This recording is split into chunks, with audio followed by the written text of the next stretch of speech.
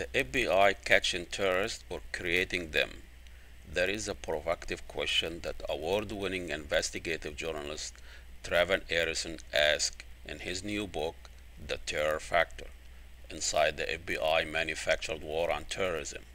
The book exposed how the FBI has, under the guise of engaging in counterterrorism since 9/11, built a network of more than 15,000 informants whose primary purpose is to infiltrate Muslim communities, to create and facilitate phony terrorist plot so that the Bureau can then claim it is winning the war on terrorism. I had the chance to talk to Trevor Aaronson through Skype, and we had this conversation. First, I asked him, how did he come to write a book like this?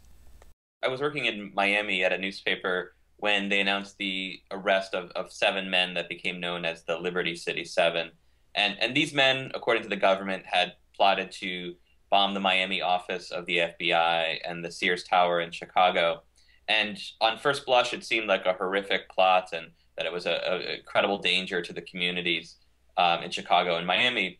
But then it turned out, when you look just a little bit closer, that the men had no capacity on their own. In fact, all of them were broke.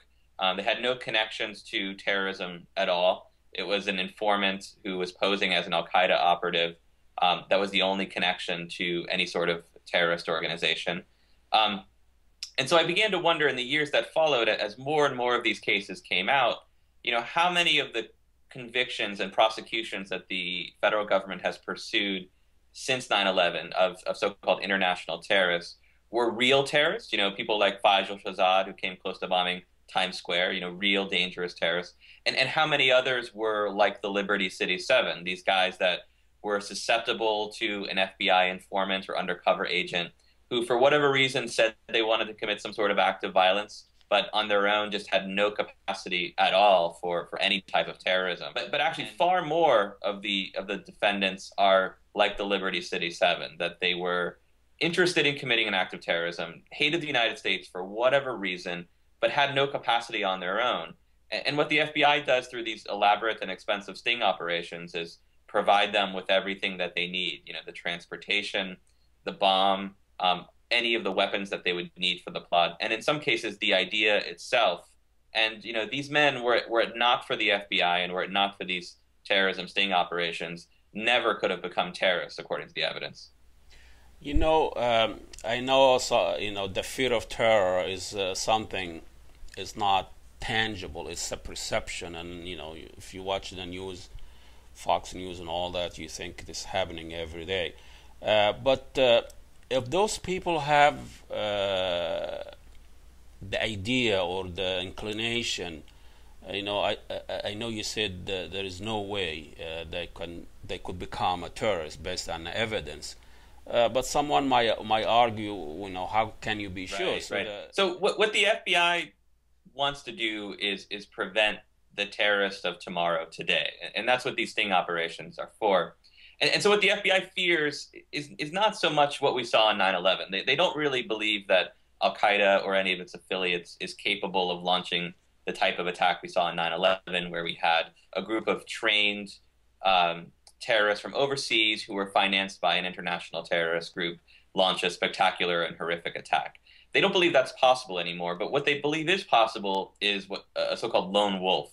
So someone who's holed up in an apartment somewhere in the United States, perhaps a U.S. citizen, perhaps not, but living here in the United States, who becomes inspired to commit an act of terrorism through watching jihadi videos or extremist websites. And they may not have any specific connection to Al-Qaeda, but that through this idea of Al-Qaeda-ism, Al-Qaeda as an idea rather than an organization, they will become inspired and commit an act of terrorism that then Al-Qaeda can raise its hand and claim credit for. And so the FBI uses these sting operations as a way of finding these people before they strike. But what I criticize in the book about these sting operations is that the FBI says, we're using these sting operations to prevent the terrorists who would attack tomorrow. But there has yet to be an example of someone totally incapable, someone without any connections to terrorism, without any access to weapons, meeting a terrorist or someone, affiliated with a terrorist group in the United States, and then having the means and opportunity to commit terrorism provided for them. I mean, that is to say, there's never been this incapable lone wolf who turns a corner and meets an Al-Qaeda operative, and the Al-Qaeda operative says, "Hey, if you're interested in, attacking the shopping mall, I can provide the bomb." The truth is, it's only the FBI that's providing the opportunity in these cases. And in fact, if you look at the sting cases, what we do know is that the real capable terrorists, like Faiz Shahzad and Najib al-Azazi, aren't ultimately caught in these sting operations. So, we're spending millions, if not billions of dollars on counterterrorism efforts and sting operations that ultimately are not netting the real dangerous terrorists. And the reason for this, I argue in the book, is that I don't believe there's anyone at the FBI who's saying, we want to stick it to Muslim communities and we want to frame innocent people. I think this is far more a bureaucratic evil. And by that, I mean, every year the FBI receives $3 billion to fund its counterterrorism program. And it can't spend that money and come back to Congress and say, hey, we looked around and we didn't find any terrorists. These operations provide a very convenient mechanism for the FBI to, say to the public and say to Congress, hey, look at this. Another plot foiled. This is the FBI keeping you safe. And, there's all sorts of pressure built into the system. So there's pressure from Congress to the executive levels of the FBI, including Robert Mueller, the director, to justify the use of this $3 billion for counterterrorism. That pressure funnels down to field, office supervisors at the FBI, who then put that pressure on their individual agents to find terrorism cases. And so what we're not seeing is a real discernment by the FBI between real dangerous terrorists and people that say they want to commit acts of terrorism. Where I think the FBI crosses the line is by giving capability to, people that are largely inept and incompetent and who never could become terrorists on their own, giving them the capability to become terrorists and then charging them according to the law with crimes that come with sentencing guidelines that were designed for real terrorists, such as these sting operations. What they're really netting are not so much real terrorists as they are, people who are economically desperate on the fringes of society. And in many cases, including this most recent one in Oakland that was announced on Friday, men who have a history of mental illness. So if the FBI not picking up on Muslims, and they are interested only in fund and keeping the bureaucracy intact, there is a lot of real threat, like domestic terrorism. Why don't they spend their money on that, and they can get a lot of funding because they're gonna find out there are real threat there in our neighborhood. If it's not just that Islamophobia, post 9/11, that culture of Muslims untrustworthy, and America has a history of that with the Japanese, the German, and everything else. I think there's some evidence to suggest that inside the FBI in the last decade there has been a bit of institutionalized Islamophobia, and for that reason there has been a tendency to believe that real and dangerous threats exist in the Muslim communities in ways that those threats don't exist in other communities. And we have some clues as to why. For example, up until a couple of years ago, the FBI used training material that was incredibly incendiary and just untrue and Islamophobic. So for example, in that training material, it described the Prophet Muhammad as a cult leader.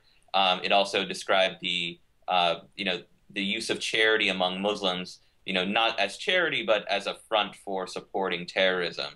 And so when young agents are trained to believe these things, I think, they start to believe the myth that Islamic terrorism is a real and incredibly dangerous threat today in the United States. And then I think you raise another good point, and it's something that the FBI really has yet to answer, is why they're spending so much time and so much money on the threat of Islamic terrorism, when the data really shows that a greater threat exists from right-wing extremist groups such as the Sovereign Citizens or white supremacist groups.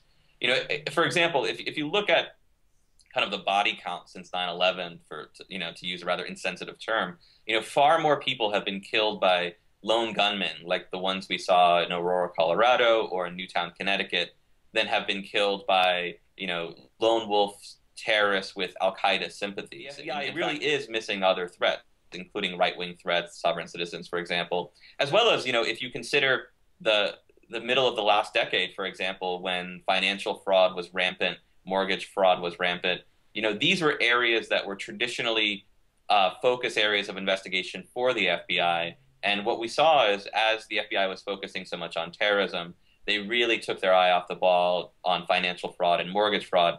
And those areas just exploded with problems in the middle of the last decade. The really jihadists are in Wall Street.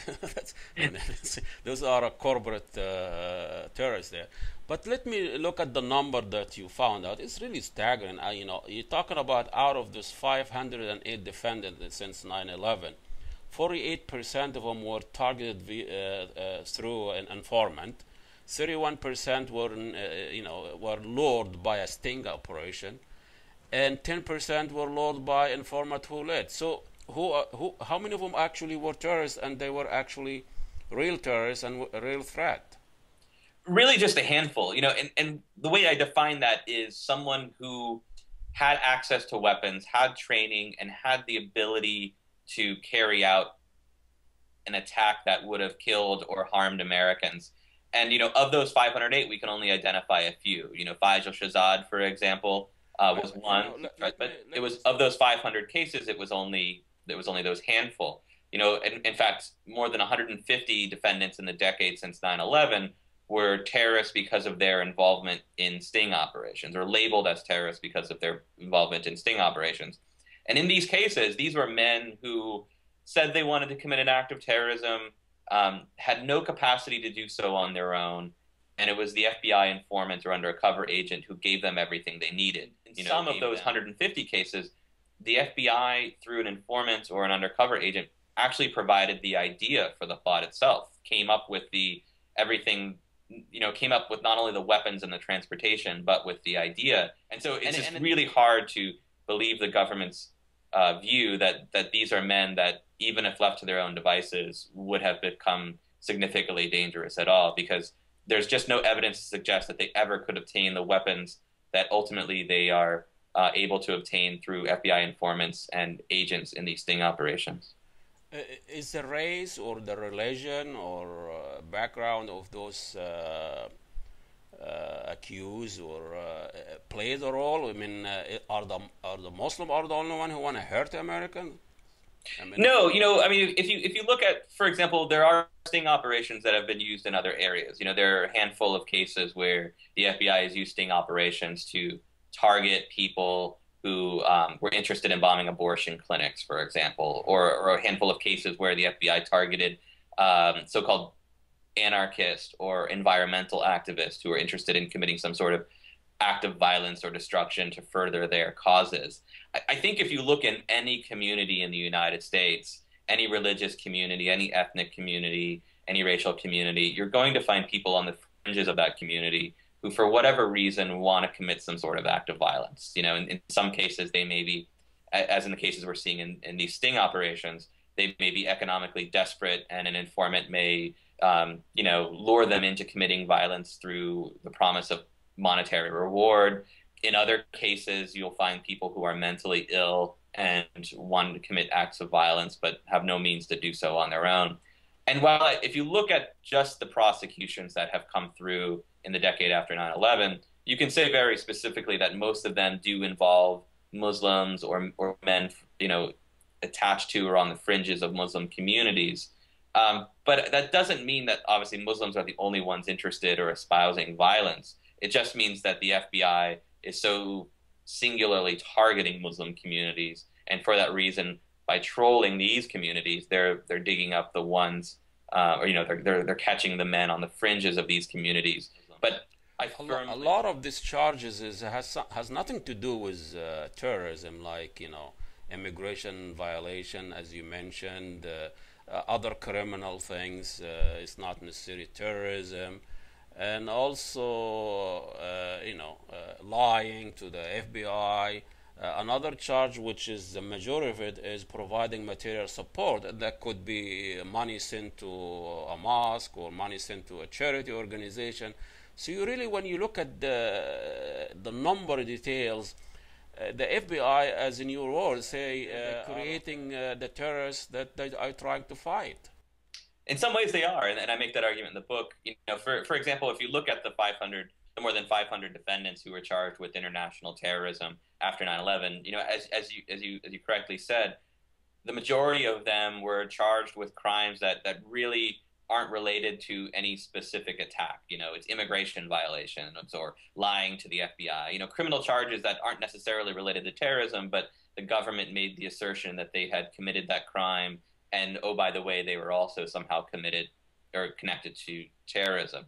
You know, far more of these cases involving sting operations where, you know, these people say they want to commit some sort of act of violence, but just have no means to do so on their own. Evidence suggests that they likely never would, and there has yet to be a case of someone like that, just totally incapable, who acquires the means through a chance meeting with an Al-Qaeda operative. You know, the provocative statement I make in my book is that, you know, the FBI has hatched and financed far more terrorism plots in the United States than any other of the, you know, 40 designated U.S. designated terrorist organizations.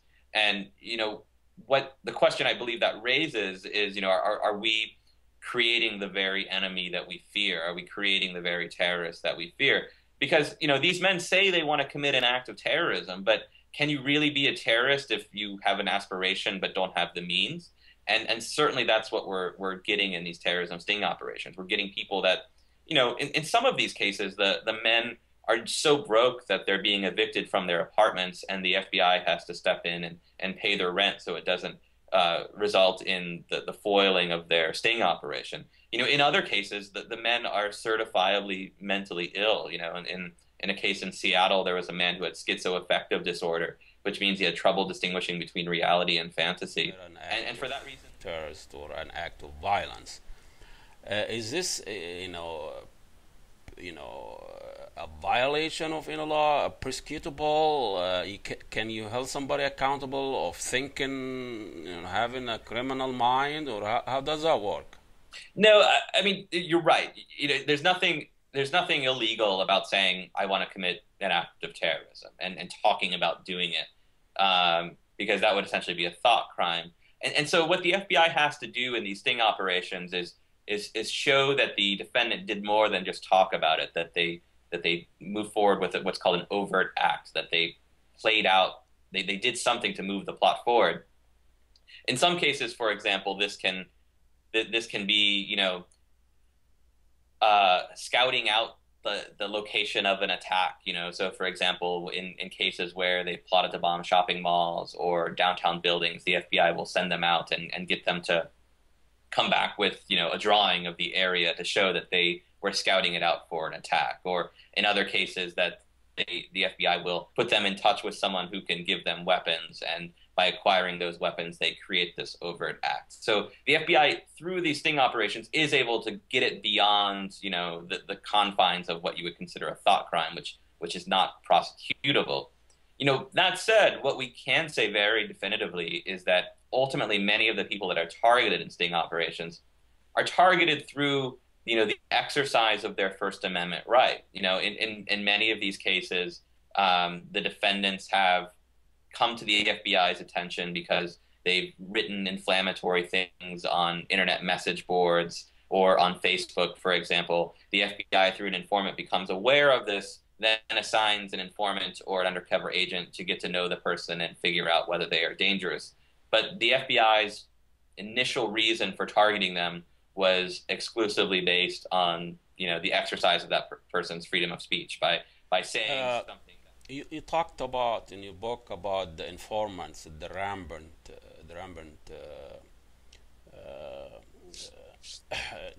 in the Muslim community. 15,000, 10 times more than, you know, in 1960. So 15,000 informants all over the Muslim community. You're talking about restaurants, you know, mosque and masjid and all that. This number, how do you come up with a number like that? You know, the FBI doesn't advertise the number of informants it uses, so we only have, you know, snapshots in time and at various places in the FBI's history where they've had to disclose how many informants they have on their books. And what we do know is that in the 1960s, under J. Edgar Hoover and the COINTELPRO operations, the FBI had 1,500 informants. In the 1980s, when the FBI took over administration of drug crimes and used informants to a great effect, that number increased to 6,000. And now the current number is 15,000 informants, so obviously 10 times as many as we had under Hoover and the COINTELPRO operations. And we know that because the FBI actually has so many informants today that it had to go to Congress to ask for additional money to pay for a software program that would allow them to better manage and keep track of all of their informants. And in paper that they submitted to Congress and records that they submitted to Congress, they disclosed for the first time that they had 15,000 informants on their books, which is obviously an unprecedented number. The majority of that recruitment happened due to a 2004 presidential directive from George W. Bush to increase the number of informants within the Bureau, specifically for counterterrorism purposes. And what we've seen is very aggressive acts by the FBI in Muslim communities to recruit informants. You know, the FBI uses immigration to great effect, for example. So it looks for Muslims whose immigration status is shaky and comes to them and says, you know, unless you work with us, you know, you may face deportation. Or Muslims who are trying to get family members from overseas into the country, and the FBI will say, well, you know, unless you work with us, you may have trouble getting your family. Informants in every mosque, in every Muslim community, and they are going back to the FBI and telling them exactly what is going on. And, you know, a result of this chilling effect has been that, you know, today many Muslims, including community leaders and religious leaders, are unwilling to work with the FBI in any significant way for fear that they will be targeted for recruitment as informants themselves. So isn't it more effective is to have a good relationship with the community, and the community is capable of protecting itself and cleaning its act? I think you make an excellent point. I think that it's absolutely right. I mean, I think one of the problems that the FBI has right now is that many of the informants it's using, actually most of them, are not doing work with the FBI voluntarily. You know, they're, for example, pressured to become informants through the fear of deportation, or they've been hung up on criminal charges. You know, for example, the FBI has used as informants people who have been accused of or convicted of murder, you know, child molestation, drug crimes. You know, and these are people that have a direct personal incentive to find terrorists. You know, their job for the FBI is to go out and find people interested in committing an act of terrorism. And their motivation is that they're working for the FBI because they want to work off their criminal charge, or they're getting paid very handsome sums by the FBI. You know, informants can make $100,000 or more per case. You know, an informant in California, for example, earned $400,000 just for work on a single case. And, you know, when you have such great motivation, so great incentives, you're going to find informants, as the FBI has, who will find terrorists. But ultimately, the people that they're targeting are these men who are desperate economically or are mentally ill and say they want to commit an act of terrorism, but have no means on their own. You know, at the same time, I think it's fair to say, and I think most people in law enforcement would agree with this, that the best information that can come from a community comes from people with vested interests in the prosperity and safety of that community. So it's going to... Is the FBI an incompetent or competent institution? It seems like a few years back they were using, you know, monitoring the consumption of falafel as an indicative index of terrorist activity. Is this the kind of thinking that that Americans should sleep at night and assure that they have people looking after them? It's, you know, it seems like the blunder after blunder. You know, have a fake manufacturing war on terrorism. This is you know, your book, The Terror Factory. It's like people are sitting here manufacturing myths. And then you have Obama have a manufacture war on terrorism, and again with the drone attacks. What is going on in this country? I mean, I think it's, you know, I mean, I should preface this by saying there are a lot of very talented FBI agents, and many of them speak out against these, you know, the use of these sting operations. You know, I quote several of them in my book, some by name, others I wasn't able to name directly, who talk about the problems in these sting operations and wish that the FBI would move away from these types of counterterrorism cases and focus more directly on financial crimes and organized crime, for example. But what we can say is that, there's certainly been a fair amount of evidence that suggests insensitivity at best and maybe incompetence at worst on the part of the FBI and its counterterrorism operations. For example, there was a deposition by the former head of counterterrorism, the head of counterterrorism during 9/11, and he was asked if he could, describe the difference between Sunni and Shia Islam, and he said he was unable to. He had no idea what the difference was. And I think, turning people into terrorists who on their own just never could have become terrorists, who on their own probably would have just lived on the fringes of society, probably would have just committed minor crimes at worst, and yet, through these elaborate and expensive sting operations, become these men that, the government and the media tells us that we should fear. The terror factory inside the FBI's manufactured war on terrorism. It's a very telling title here, Trevor. And the design, I don't know who came up with that design. Is this a trap for wolves or a trap for what? I just want to see how Muslims fit in the food chain here. Is this trap for wolves or trap for deer? I'm told it's actually a bear trap. A bear trap. So we're not that bad anyway. There is a teddy bear. There is something nice. I can sleep at night. Well, thank you so much for doing this. Have you been contacted by the Congress? Are you testify anywhere now about this telling numbers and premises of your book? No, as far as I know, my research hasn't come before Congress in any official way, and I've not yet been asked to testify. If I were, I would certainly consider that, and if it made sense, I would do so. An opinion. This is facts and number and investigative. Wonderful book. Thank you so much. We wish you well, and then we'll if you ever come to Minnesota, check me out. So we'll have you at the studio. I certainly will. Thank you very much for having me. Thank you. Thank you. I'll be talking to you later on. Okay, great. Thank you.